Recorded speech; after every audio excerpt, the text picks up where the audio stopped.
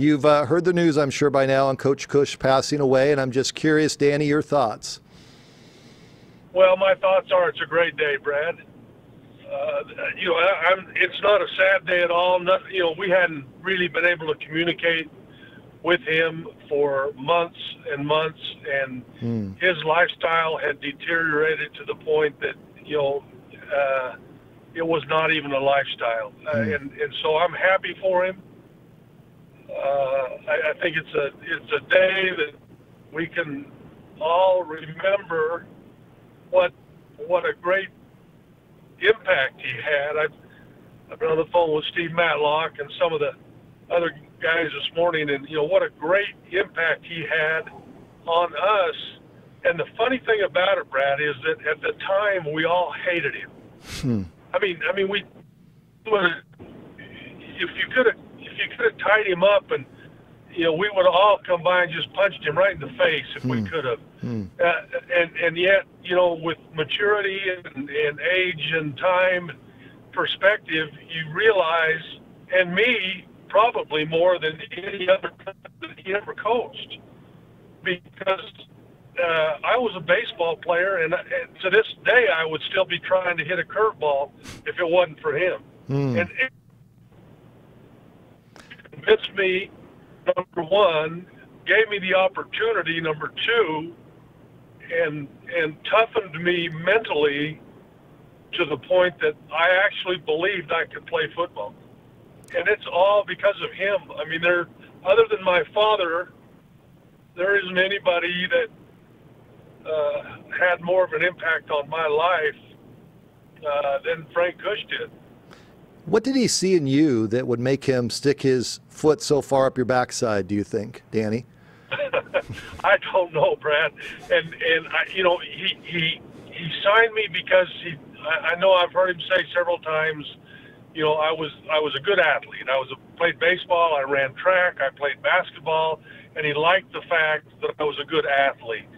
In fact, I went there as a punter and a defensive back. And, a lot of really strange things happened after my freshman year, and he was kind of stuck with me as a quarterback. I only played 1 year of high school football as a quarterback, and so he didn't bring me there to play quarterback. But, Grady Hurst quit, Joe Spagnola graduated, a bunch of guys transferred, and he was kind of stuck with me. And I think he gradually began to gain some confidence in it wasn't my physical ability, it was maybe my mental ability that maybe I could play. And we had such a good team that it bought me some time, and as time went on, we got better and better and better. So I don't think it was anything he saw in me other than just the fact that I was a pretty good athlete in high school. Last question. If you were to talk about the iconic figures in our state, everybody today is trying to make sense of it and say that it's Jerry Colangelo and Frank Kush and Lute Olson in some particular order. Where would you put Frank in all this conversation around our great state, Danny? Well, if you go to U of A, you put him way down on the bottom of the list. But if you go to ASU, he'd be right at the top, and he's certainly at the top of my list. And so I guess it depends on who you are and who you played for. But anybody who played football for Frank Kush would have him at the top of their list. Last question. When you played the U of A, what was Frank Kush like game week, game day, halftime? Just what was he like when it was U of A time? Well, he was no different. He tried to shut me up because my hatred for U of A was genetic. It didn't have anything to do with Frank Kush.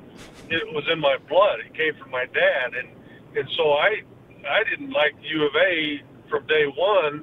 And sometimes I would say things publicly, and especially after my senior year, I made some comments, and he came up to me after a banquet and in all seriousness said, "I don't appreciate you talking about the U of A like that, because you don't have to play him again.